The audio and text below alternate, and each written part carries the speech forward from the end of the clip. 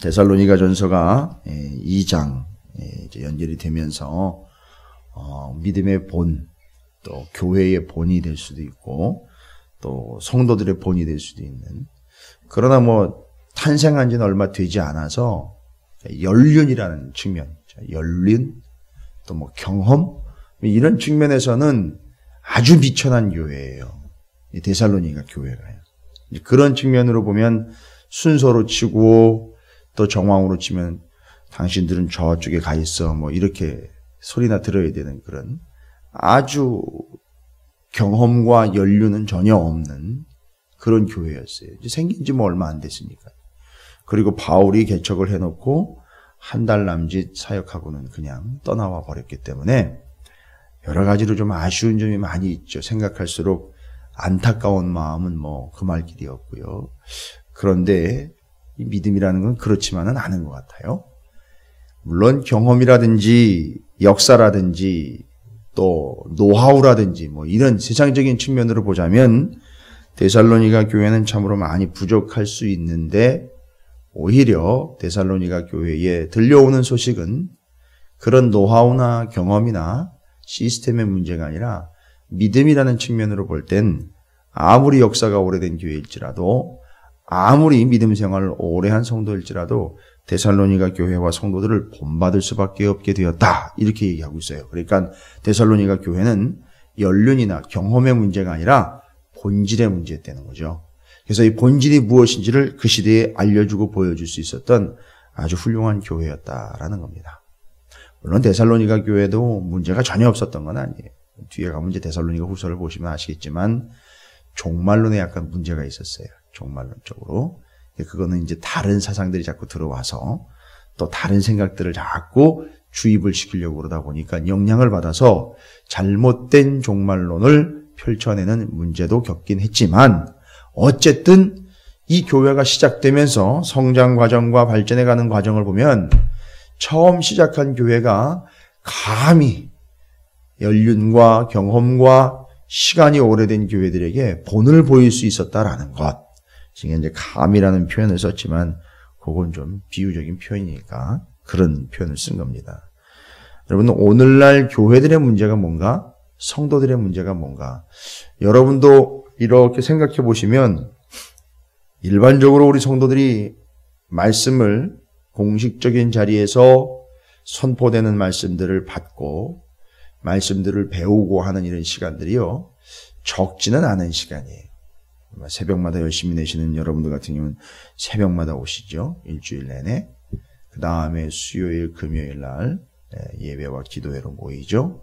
주일날에도 예배 드리고 또 오후에도 예배 드리고 또 신방이라든지 이런 기회들이 있으면 또 예배를 드릴 수 있고 해서 공식적으로 말씀을 접할 수 있는 시간들이 적은 시간은 아니에요. 또 저희 교회 같은 경우는 모일 때마다 말씀을 몇 구절 읽고 끝나는 그런 수준이 아니라 한 장씩 내지는 몇 장씩 함께 읽고 나누면서 하다 보니까 말씀을 접할 수 있는 시간들 많고요. 말씀을 대하는 그 경험들과 시간들과 기회들이 많이 있습니다. 문제는 뭐냐 하면 이렇게 대한민국에도 뭐 훌륭한 설교가다, 좋은 말씀을 전한다, 이런 사람들과 또 이런 교회들과 이런 목회자들이 많이 있어요. 그런데 좋은 교회라고 소문이 났고 좋은 목사님이요, 좋은 말씀이라고 소문이 났는데 문제는 뭐냐 하면 좋은 말씀이고 좋은 교회는 있는데 희한하게 좋은 성도가 안 나온다는 게 문제예요. 좋다라는 평가는 많이 받고 있고 좋은 교회도 많다라는 얘기는 많이 들었는데 그 영향을 받은 성도들이 그렇게 많지 않다라는 게 문제되는 거죠. 이게 뭘까? 이유가 뭘까? 전하는 거에 문제인가? 아니면 받는 거에 문제인가? 자, 우리가 이제 심각하게 좀 생각해 볼 때 바로 이 문제입니다. 이걸 그냥 사회적인 문제니까 교회가 가지고 있는 공통적인 문제의 개념으로 볼 게 아니라 본질에 입각해서 본질에 제대로 선 교회인 데살로니가 교회에 좀 비추어서 생각을 하자면, 제가 지금 말씀드린 그 문제의 그 핵심의 요지가 뭐냐면 이거예요. 오늘 13절이 이야기하고 있는 데살로니가 교회가 다른 교회들보다 뛰어난 측면에서 인정받고 있는 점이 무엇이었느냐 하면 이러므로 우리가 하나님께 끊임없이 감사함은 너희가 우리에게 들은 바 하나님의 말씀을 받을 때에 사람의 말로 받지 아니하고 하나님의 말씀으로 받음이니 진실로 그러하도다. 이 뒤에 나오는 이 문장이 당시와 오늘을 아우를 수 있는 문제의 요지예요. 무슨 문제가 있느냐 하면 이 말씀이 또한 말씀을 받았어요, 성도들이. 그런데 이 말씀이 또한 너희 믿는 자 가운데에서 역사하느니라. 데살로니가 교회에는 받은 바 말씀이 역사하는 말씀이 됐어요.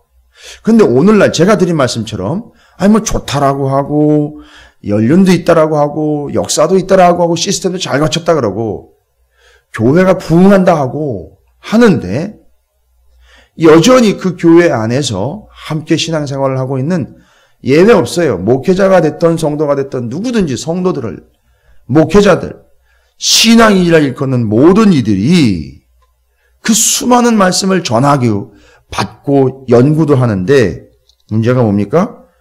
그 수많은 말씀들이 역사하는 말씀들이 되지 않는다라는 게 문제예요.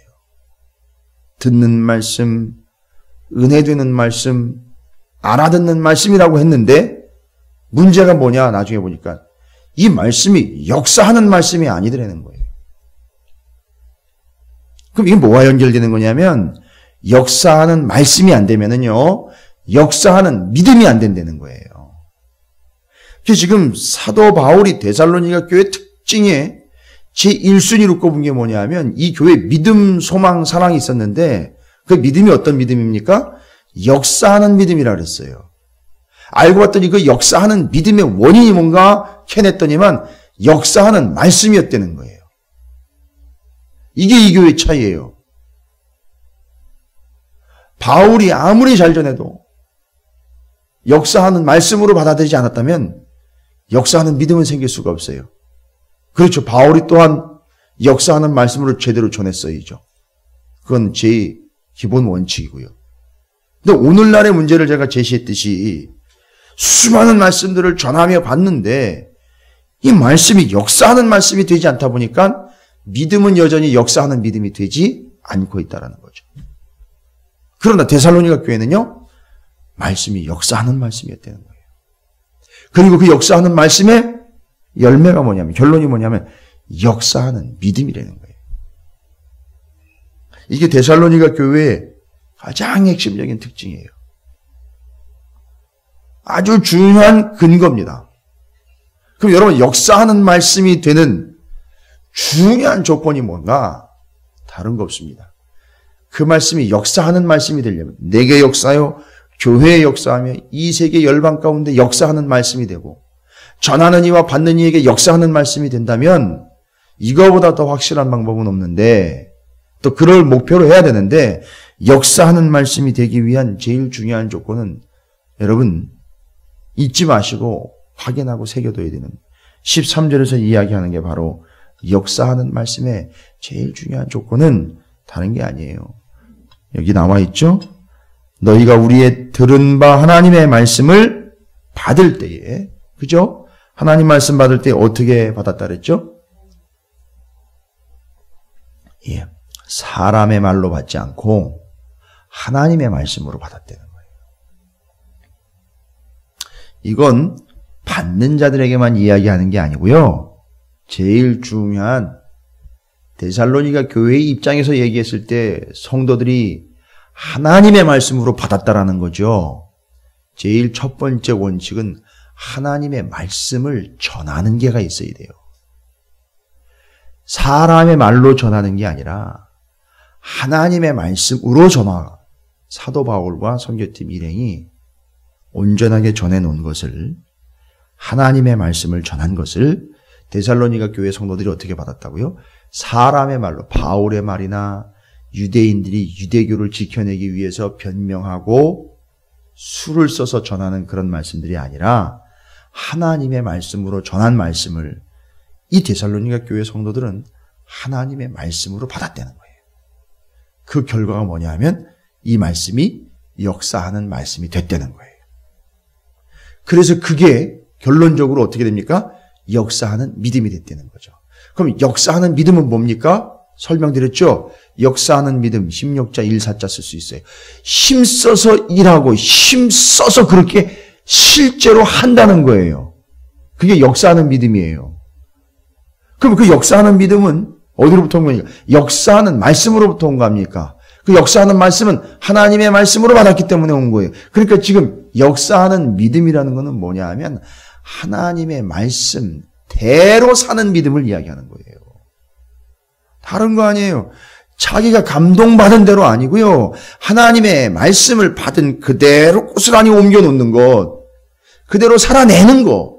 무슨 일이 있어도 하나님 말씀대로 힘을 써서 살아내는 거. 그게 역사하는 믿음이라는 거예요. 그게 역사하는 말씀으로부터 온 거예요. 그 말씀은 어디로부터 왔습니까? 사람의 말로 받지 않고 하나님의 말씀으로 받았기 때문에 거기서부터 온 거예요.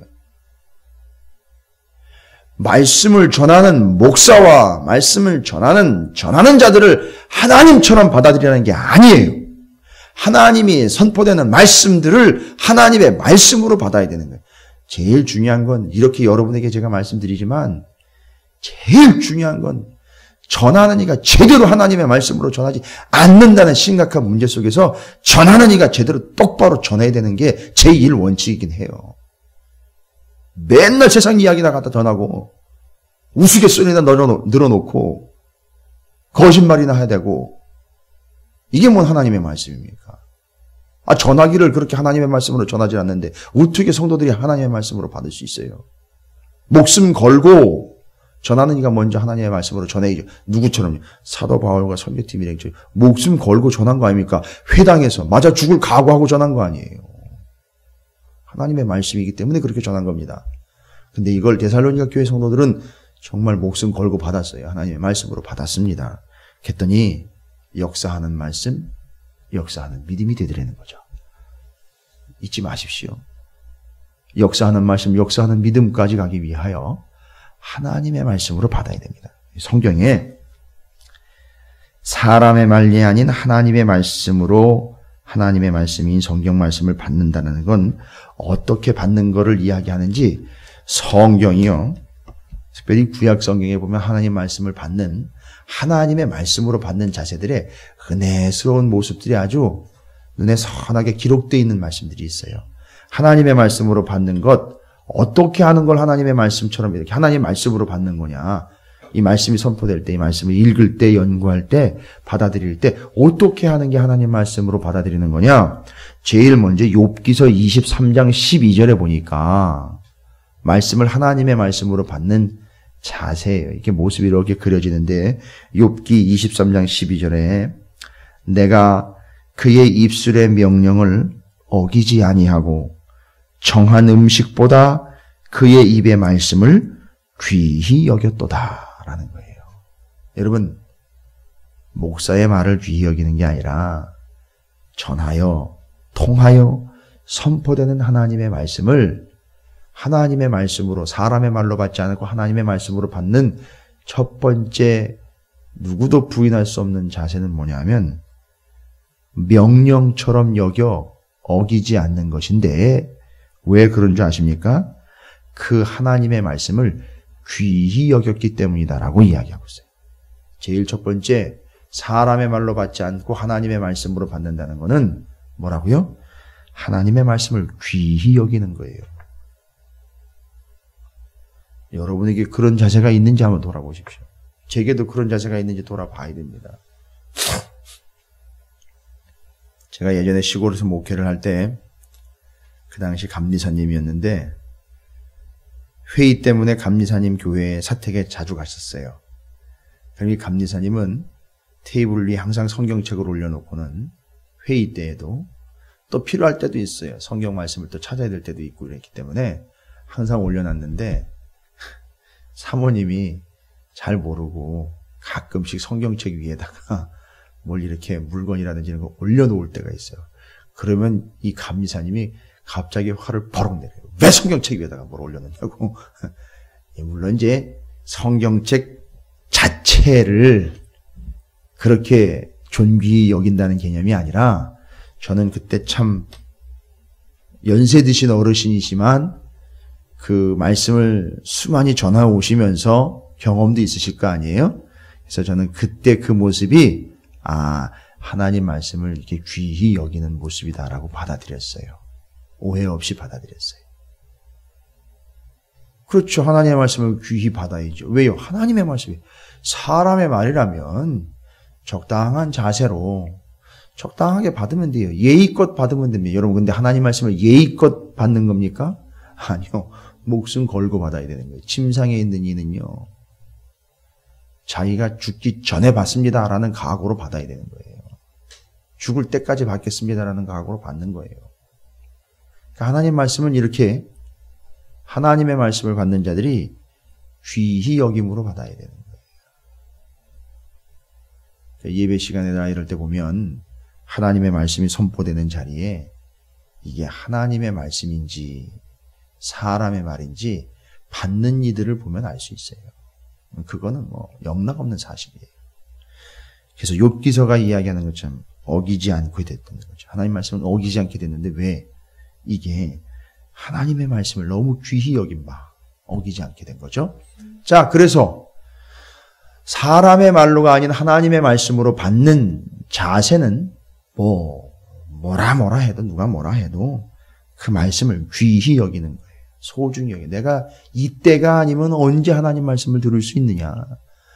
이렇게가 아니면 하나님의 말씀을 언제 접할 수 있느냐 해서 그 말씀을 귀히 여기고 기회가 날 때마다 시간이 날 때마다 겸손한 마음으로 귀히 여김으로 받는 거예요. 여러분이 새벽마다 이제 여러분이 함께 하셔서 새벽 기도 시간에 말씀을 받는데 좋은 거예요. 이 아침 일찍 일어나서 첫 시간에 첫 마음과 첫 뜻으로 하나님 말씀을 받으면서 귀히 여김으로 시간을 잊지 않고 또 시간을 내어서 들여서 하나님의 말씀을 받는 것, 그게 말씀을 귀히 여기는 것이요 곧 그것이 사람의 말로가 아닌 하나님의 말씀으로 받는 자세입니다. 두 번째로 시편 119편 72절에 이렇게 말씀을 하고 있습니다. 주의 입의 법이 내게는 천천 금은보다 좋으니이다. 하나님의 말씀은 가치 있는 거라는 걸 이해를 하셔야 돼요. 금은보다요. 금은 뭡니까? 세상에서 제일 최고라고 치는 거죠. 그죠? 그러면 그것보다 어떻게 여긴다는 거죠? 귀히 여긴다라는 거예요. 좋게 여긴다. 금은보다 가치 있게 여긴다는 거예요. 요즘은 그런지 모르겠어요. 하나님의 말씀을 금은보다 좋게 여긴다.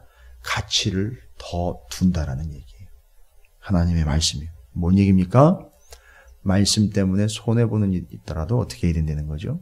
손해볼 각오로 하는 거예요. 말씀 때문에 돈을 잃어버릴 수 있어도요, 절대 말씀은 포기하지 않는 거예요. 그게 금은보다 좋게 여기는 겁니다. 더 가치 있게 여기는 거예요. 말씀을 위해서라면 돈과 하나님의 말씀을 비교해서도 안 되지만 말씀을 위해서라면 돈을 손해보는 일이 있더라도 손해보고 말씀을 붙잡는 거예요. 이게 금은보다 좋게 여기는 거죠. 혹시라도 내가 돈을 벌어야 될 상황이 됐는데 참 귀한 말씀이 선포된단 말이죠. 여러분 뭘 선택한다는 겁니까? 말씀을 선택한다는 거예요. 그게 말씀에 대해서 하나님의 말씀으로 받는다는 거예요. 자, 이게 바로 하나님의 말씀을 사람의 말로 아닌 하나님의 말씀으로 받는 자세들에 대한 얘기입니다. 귀히 여기죠. 금은보다 천천히 금은보다 더 좋게 여깁니다. 119편 시편 119편 148절에 또 뭐라고 나오고 있느냐면 주의 말씀을 참 은혜가 되는 구절인데 119편 148절에 주의 말씀을 조용히 읊조리 여고 내가 새벽녘에 눈을 떴나이다. 사모하는 거예요. 눈을 떠져서 뜬 게 아니라 자다가 피곤해가지고 눈을 뜬 게 아니라 왜 눈을 떴대요? 주의 말씀을 조용히 읊조리려고. 자는 동안에도 하나님의 말씀을 사모하는 거예요. 그래서 새벽녘에 조용히 눈을 떠서 뭐 하는 겁니까? 말씀을 펴. 또 외우고 있는 말씀들을 조용히 일어나 앉아 그 비몽사몽간에도 말씀을 읊조리면서 새벽녘에 눈을 뜨는 거예요. 아마 우리 새벽 기도의 전통이 좀 이렇게 전통화되면 더 아름다운 전통이 되지 않을까 싶어요. 이 새벽 기도는 물론 우리 대한민국에만 있는 전통이긴 해요. 선교사들이 와서 말씀을 전하다 보니까 사경회처럼 밤새도록 말씀을 전했잖아요. 이게 밤이 새도록 말씀을 1시간 넘도록 막 이렇게 전했는데 그 당시에 예전에 처음 선교사님들이 와서 복음을 전할 때는 이렇게 가까운 데 있는 사람들이 모인 게 아니라 먼 데서도 와가지고 막 모인 거예요. 그냥 어떻게 또 그 늦게 끝나는 집에 갔다가 또 옵니까? 그냥 거기서 자는 거예요. 교회에서 자는 거예요. 그 집이죠. 뭐 자다가 어떻게 이 말씀을 받았는데 감격이 돼가지고 잠이 안 오는 거예요. 이 사람들이. 밤이 새도록 거기서 말씀 나눈 것들을 다시 읽고 확인하고 자기들끼리 찬양하고 밤을 샌 거예요. 이 선교사님이 주무시다가 새벽녘에 한 5시쯤 넘어서 잠이 깬 거예요. 그 소리 듣고 조금 주무시다가. 이게 성도들이 자기들끼리 찬양하고 말씀을 보는데 이게 선교사님이 가만 내버려 둘 수가 없잖아요.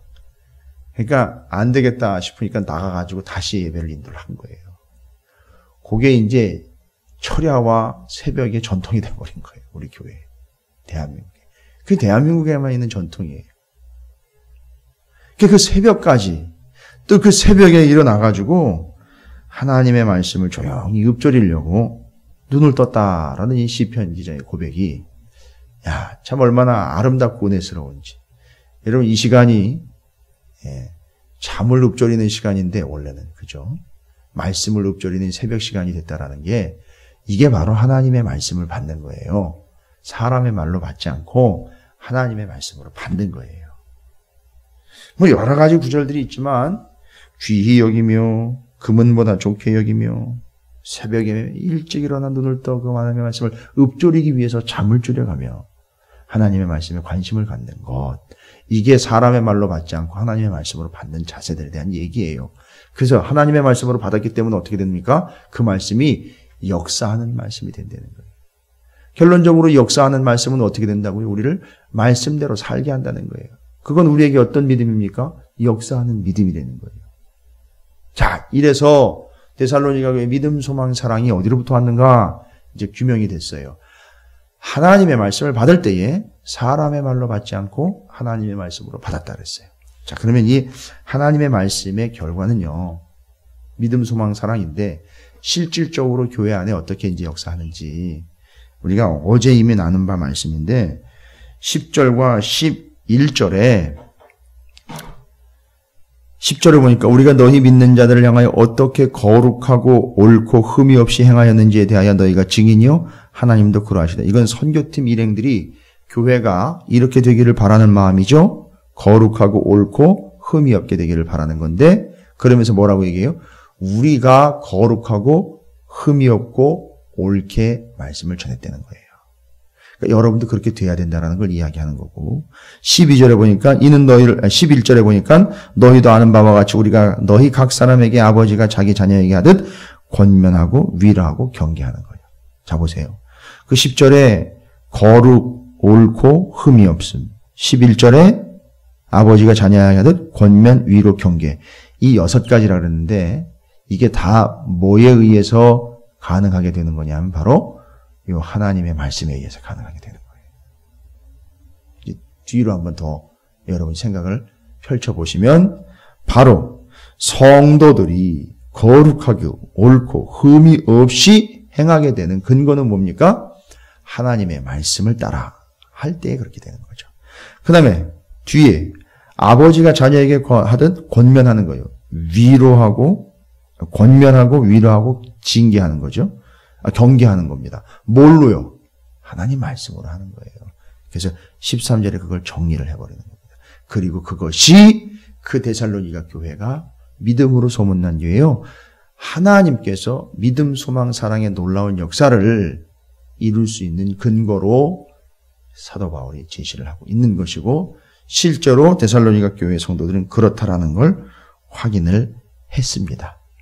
이게 바로 하나님의 말씀으로 받은 결과입니다. 여러분, 오늘 이 새벽에 받은 것뿐만 아니라 여러분이 계속 시간 정해진 대로 하나님의 말씀을 받지 않습니까? 명확하게 여러분 정리하십시오. 사람의 말로가 아니라 하나님의 말씀으로 받는 때 그 말씀이 역사하는 말씀, 결국 그것을 따라 행하는 우리의 역사하는 믿음이요.